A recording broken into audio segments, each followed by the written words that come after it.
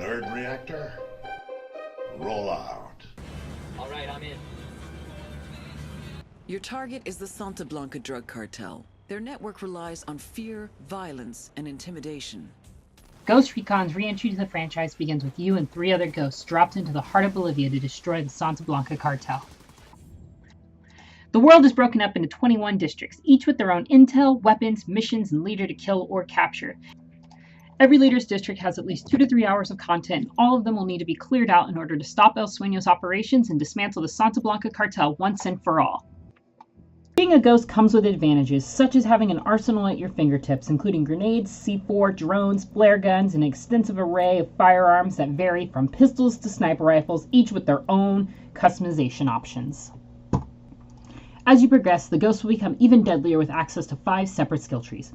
The weapon tree will make you deadlier with firearms, the drone tree will add new abilities to your drone, the items give you more options such as mines and C4, Physical will make you more resistant to damage, and the squad tree will mostly focus on enhancing your allies. The ghosts won't be toppling the cartel alone. They can earn the support of the local rebel militia. Completing their rebel missions will offer you various support options such as vehicle drop-offs or the mortar strike, which may not be the stealthiest option, but is definitely the most gratifying.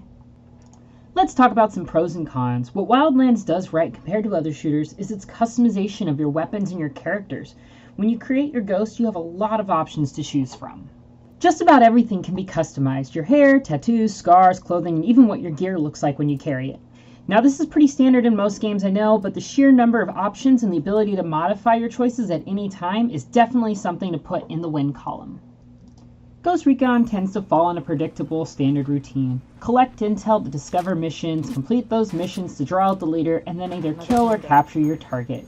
While the formula is repetitive by design, the variety in the missions and how to tackle them are more often than not unique. At the end of the day though, it's up to you how you tackle each mission. Most will opt for the more covert style of a precise surgical strike in order to avoid heavy opposition, but sometimes you just gotta throw caution to the wind and overwhelm your foes with mortars, grenades, and whatever else the ghost can find lying around. The good news is Wildlands supports both playstyles, and you can swap between the two at any time, eliminating that feeling of ever being trapped in one specialization. Regardless of your style, the sync shot though will be your best friend. This little tool allows you to easily and intuitively coordinate your targets with each of the ghosts. Without a doubt, Wildlands' strongest feature is the sheer number of quests to take on and loot to find. More often than not, you'll find yourself on a short detour to a nearby location to expand your ghost's arsenal and abilities. I'm talking, all right? These come in the form of weapons, customizations, skill points, and bonus medals to power up your skills even more. All games have their flaws, and Ghost Recon Wildlands is no exception. The ally AI can be questionable at times, which can be forgivable thanks to the game being designed for 4-player co-op, but the fact that enemies can shoot you without having a direct sight line just leads to the game's biggest issue, and that's consistency. Consistency, or lack thereof of it, can be a game breaker. It doesn't make sense that C4 can breach some doors but not others, and the fact that it also, along with your other explosives, can't destroy small fences. This is just often infuriating to the player. This often hurts the freedom of how you tackle certain missions as well, as most bases only have 1 or 2 entrances, each coming with their own set of advantages and disadvantages. Now there's always coming in from the sky via parachute, but this often leads to setting off alarms in the base and eliminating the whole element of surprise. Wildlands also has a few minor bugs or glitches, including falling into holes that have no escape other than killing yourself or being killed by enemies.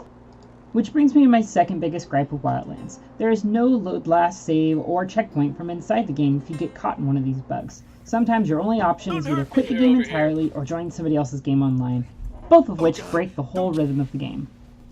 One final side note, graphically Wildlands won't win any awards thanks to a few bland textures and the fact that your character has their eyes wide open every second of the game. Now nothing about the graphics is so bad that it becomes an eyesore, but it also doesn't help the game's case either. Thanks. Ghost Recon Wildlands gives the player whatever they're willing to put into it, and while it surpasses the previous games in the franchise in terms of scope and design, it falls short when it comes to detail and consistency, causing it to just miss the mark on greatness. The best moments are those created with other players online, and Wildlands definitely succeeds on its own, but flourishes with the right creativity. We give Ghost Recon Wildlands 3.5 atoms out of 5.